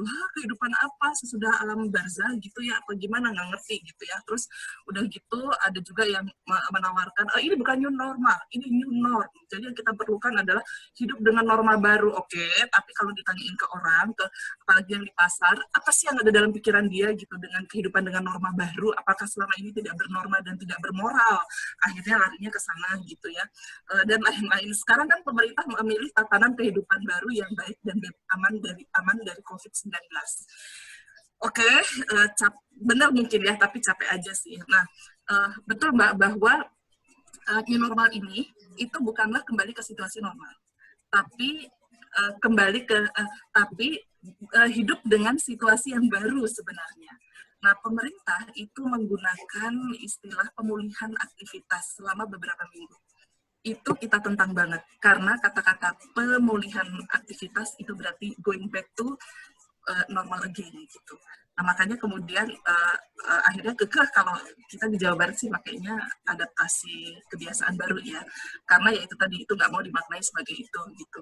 Dan yang dibilang oleh Zizek benar, bahwa ketika yang disinggung sama Mbak Aya tadi, bahwa ketika kita bicara soal new normal, maka itu berarti kita hidup dengan sesuatu yang dibangun dari puing-puing yang runtuh sebelumnya gitu, di dalam yang diruntuhkan oleh COVID-19 ini gitu. Ya, saya nggak tahu sih ya kenapa Zizek nggak tertarik sama Austria ya, tapi kalau perasaan saya ya, Austria itu nggak menarik gitu. Kenapa? Itu negara tuh segalanya bagus, segalanya tuh damai, aman gitu.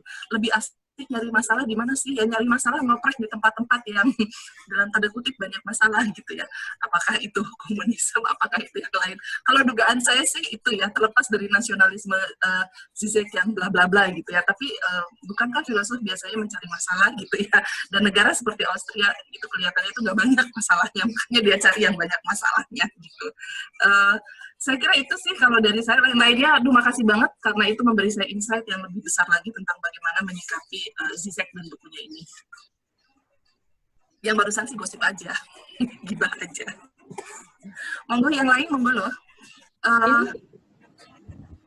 Ini ada dari Mas Wisnu. Mas Wisnu menanggapi ya Mas Wisnu ya?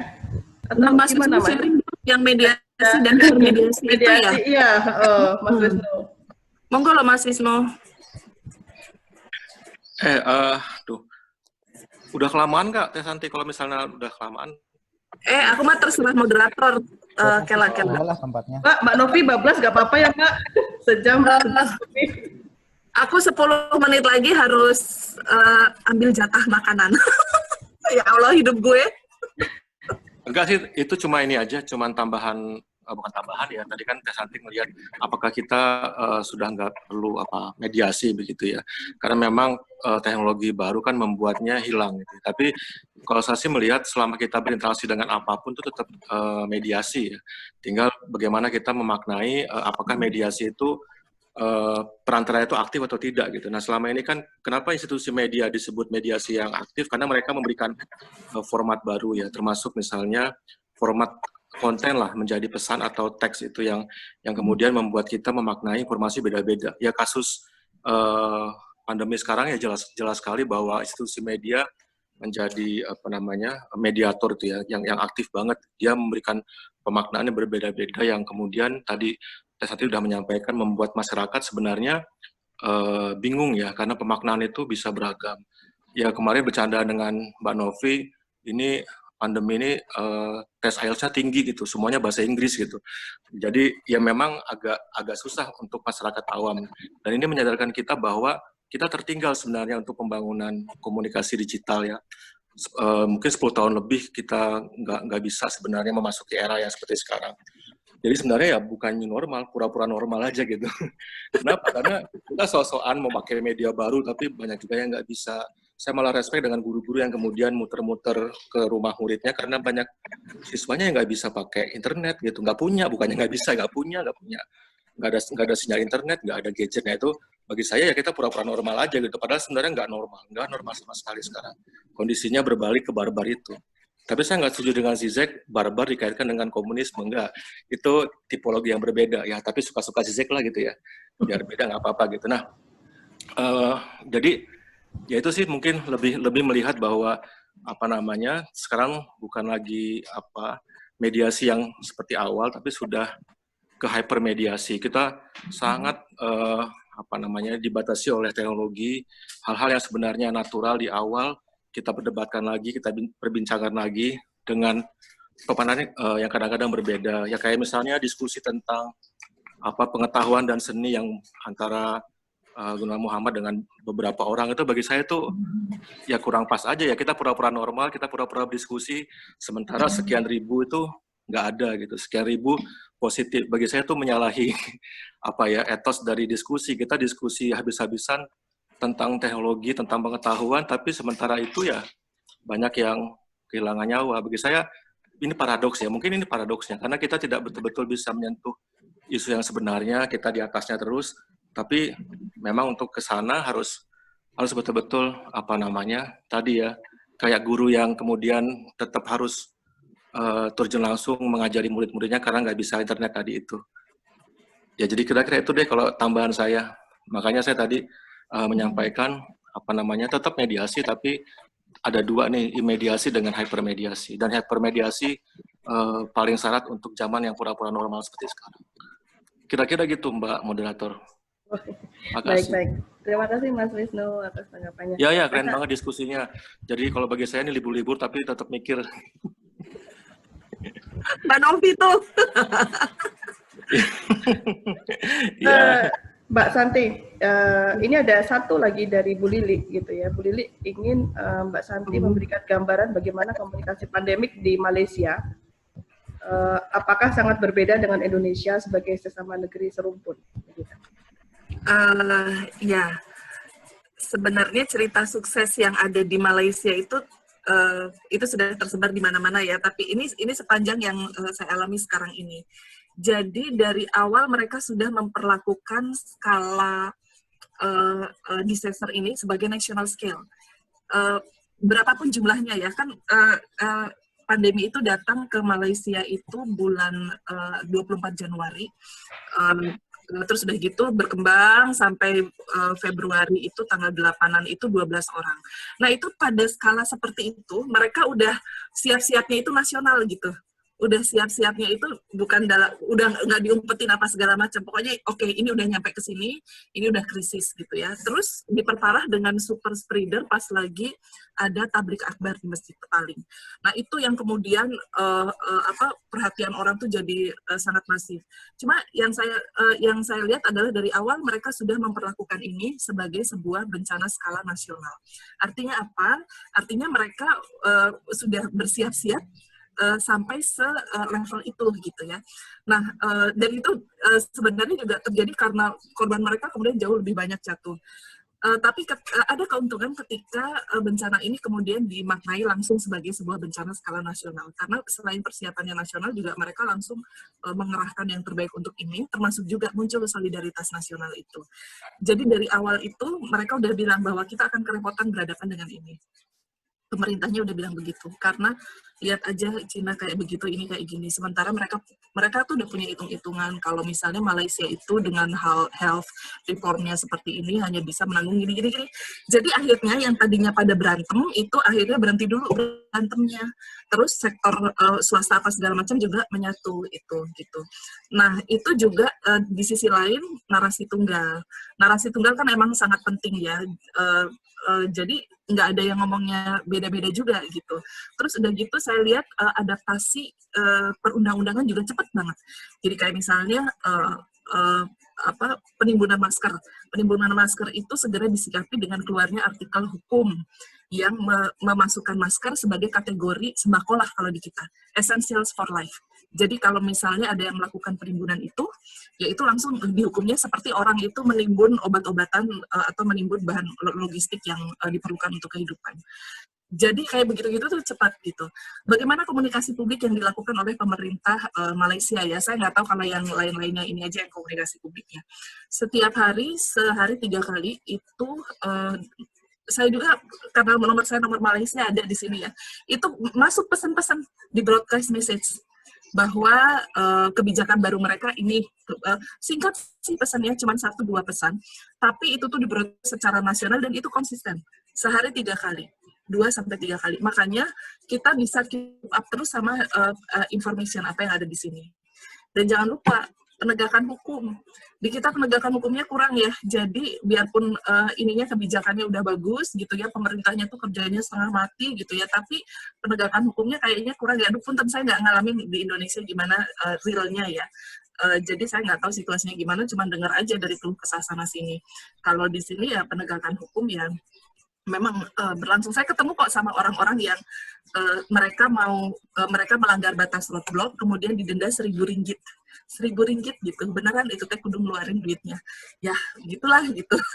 Nah, pada saat terus mereka nggak main kenceng, nggak main longgar. Jadi gini, kan ada tahapannya ya, lockdown itu ada yang pas lagi lockdown banget, ada yang strict banget, ada juga yang udah mulai dilonggarkan. Nah, ketika dilonggarkan, itu pesannya sama dengan yang di lockdown. Jadi pokoknya mereka nggak main longgar, main kencang aja pokoknya.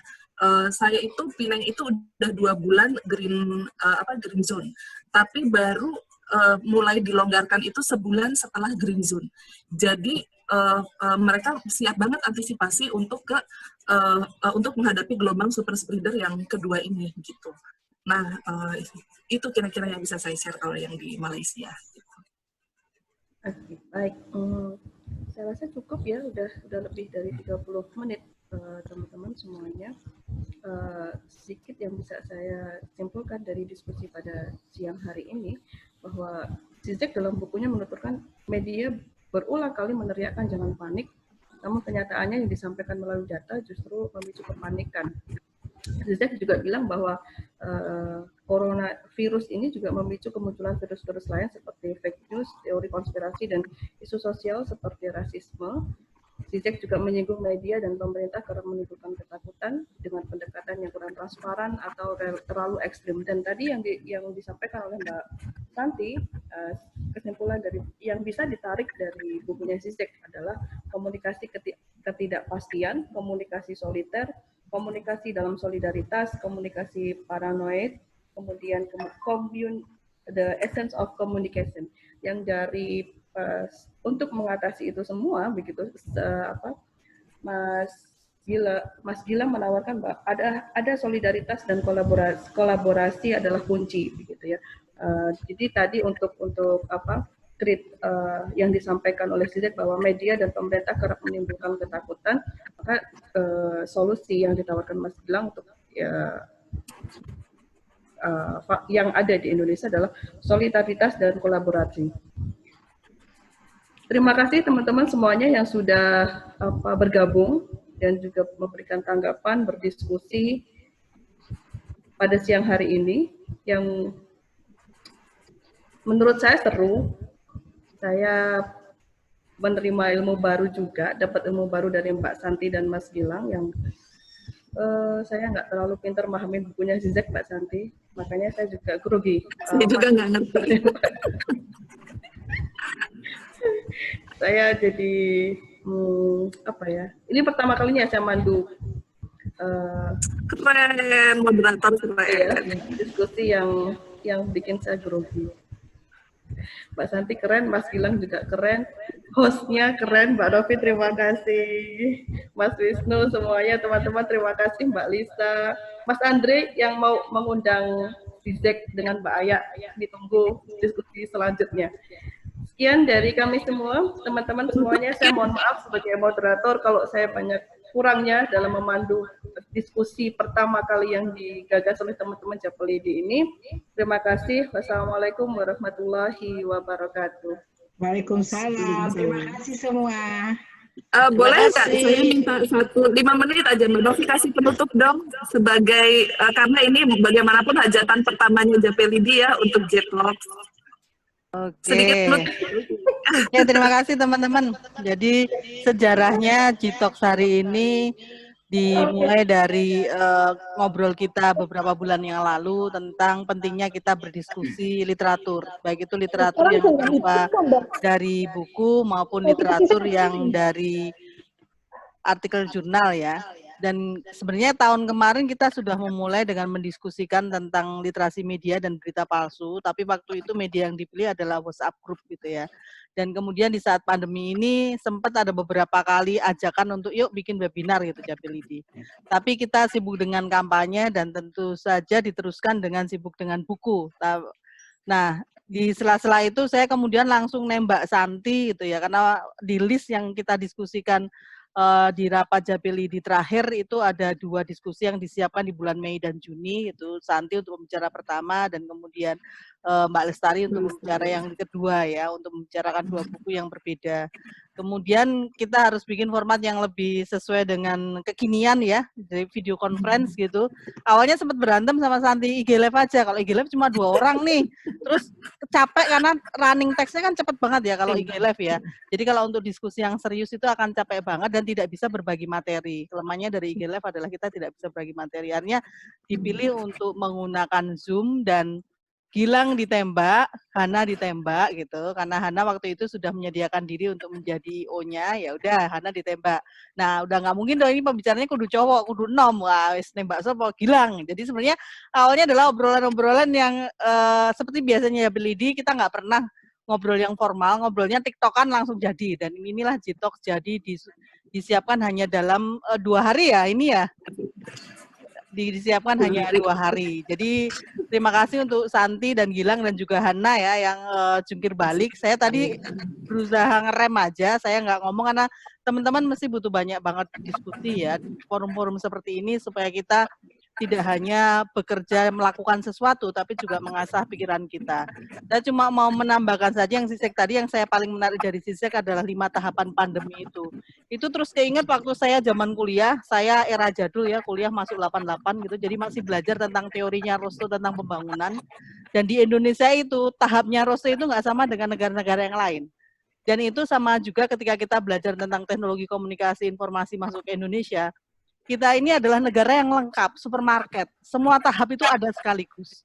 Nah, jadi sebenarnya tahap-tahap yang dibilang Zizek tadi dari tahap denial, anger, marah, menyangkal, marah, kemudian bergain gitu, melakukan tawar-menawar, depresi, dan penerimaan, ini kan tergantung siapa yang mengartikannya gitu. Termasuk diskusi new normal ini. Pemerintah memaksakan untuk new normal, tapi apakah semua sudah melewati denial, anger, bargaining, depresi ketika kita acceptance? Enggak juga. Yang denial masih banyak loh. Kalau kita lihat di medsos itu masih banyak orang anggap bahwa penyakit apa yang disebabkan oleh virusnya ya, virus COVID sendiri itu enggak ada. Dan udah banyak sekali kasus sekarang pemaksaan penolakan jenazah COVID untuk dimakamkan secara protokol, bahkan penjemputan pasien. Dan juga tuh itu penjemputan pasien secara paksa oleh komunal dan rumah sakit harus melepaskan. Nah, ini yang menarik. Dan yang menarik adalah Indonesia ini laboratorium sosial yang luar biasa. Sedih di satu sisi karena ternyata banyak hal yang PR kita yang harus kita kerjakan, tapi sebagai akademisi kita juga punya peluang untuk membicarakan banyak hal juga. Teori Zizek itu menurut saya agak-agak romantis, idealis, utopis ya menurut saya gitu loh. Tapi Santi cinta banget. Kayak Mbak. Santi cinta banget gitu ya, San. Kayak gitu, Mbak. Menarik juga tadi Lisa cerita ya, bronya Sisek juga. Nah, dan tadi Wisnu juga mengusulkan Santi untuk nulis. Nah, Sisek ini bisa kita pakai teorinya, tapi juga bisa kita sanggah. Ini enaknya kita ilmuwan sosial ya, yang bisa kemudian membaca fenomena baik dengan teori atau baik dengan menyanggah teori yang disampaikan. Seperti teori tentang 5 tahap itu bisa disanggah, karena di Indonesia semua tahap itu bisa berlangsung sama, tinggal siapa, relasinya kuasanya siapa, kontestasinya seperti apa, di mata siapa, itu juga menarik untuk kemudian diperbincangkan. Spoiler, satu isi buku yang ada di buku Djapilidi adalah cerita tentang bagaimana media ini manut atau ikut dengan apa yang disodorkan oleh Djapilidi. Begitu tadi saya juga lihat lagi dan mendengar paparan dari Gilang dan kawan-kawan kemarin, ternyata kampanye bahasa daerah kita itu diterima mentah-mentah oleh banyak sekali media yang ada di Indonesia gitu.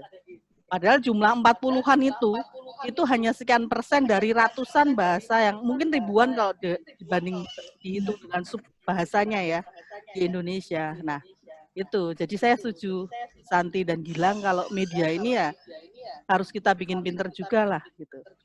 Jangan kita doang yang pinter. Jadi Gilang mungkin bisa jadi jembatan untuk kita bikin diskusi dengan teman-teman media ya, supaya banyak hal yang bisa kita diskusikan bareng di sini yang kita juga bisa bawa keluar nanti. Saya kira itu penutupnya, tapi ini effort yang luar biasa. Saya kira banyak PR yang bisa kita diskusikan dan nanti teman-teman yang lain gitu, kalau ada usulan tentang buku atau artikel jurnal, kita bisa bikin G-Talks yang berikutnya. G-Talks kedua sudah ada rencananya. Di G-Talks berikutnya juga bisa dilakukan dengan usulan teman-teman siapa yang mau jadi presenter untuk menanggapi buku atau artikel tertentu dengan topik tertentu. Nanti kita carikan cara untuk membuat forum diskusi ini tetap jalan ya. Bisa bulanan, bisa lebih cepat tergantung dari animo teman-teman. Tapi setidaknya sebulan sekali kita akan bertemu di forum yang maunya santai tapi ya tetap harus akademis lah. Ini kan akademisi kita gitu loh. Jadi Wisnu nggak boleh protes ya kalau ini Sabtu-Sabtu serius.